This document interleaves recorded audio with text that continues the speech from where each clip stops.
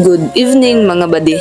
For today's video, mag-wrap tayo ng lumpia para pang-almusal natin bukas ng umaga.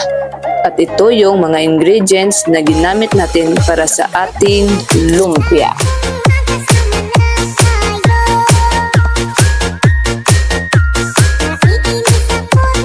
Hindi ko na napicturan yung ibang ingredients kasi nakalimutan kong picturan. Halina't samahan niyo ako sa pagpapatuloy ng pag-wrap sa ating lumpia. Let's go!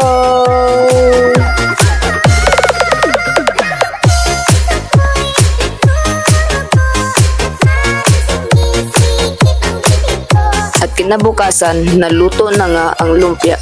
Hindi ko na naabutan ang pagluto kasi tulog pa ako.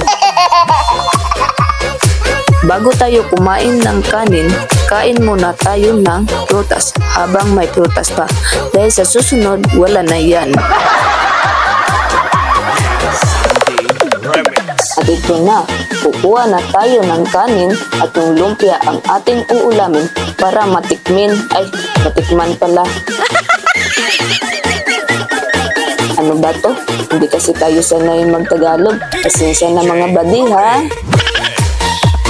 Huwag muna kayong umalis mga badi ha. Samahan niyo muna kami sa pagkain. At ito pala yung iba pang ulam namin. Paksiw na bangus na may talong. Salamat din pala sa kapatid ko na napaisip ng ganitong uulamin. In fairness, masarap sa mga badi. Bago natin ipagpatuloy ang ating pagkain, may isa-shoutout muna tayo.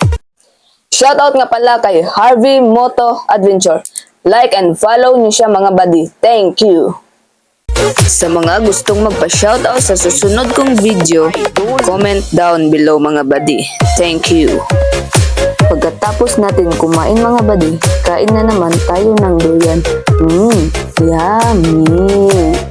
Hanggang dito na lang muna tayo mga badi. Kita-kits sa susunod kong video. Bye-bye! Thank you for watching mga badi!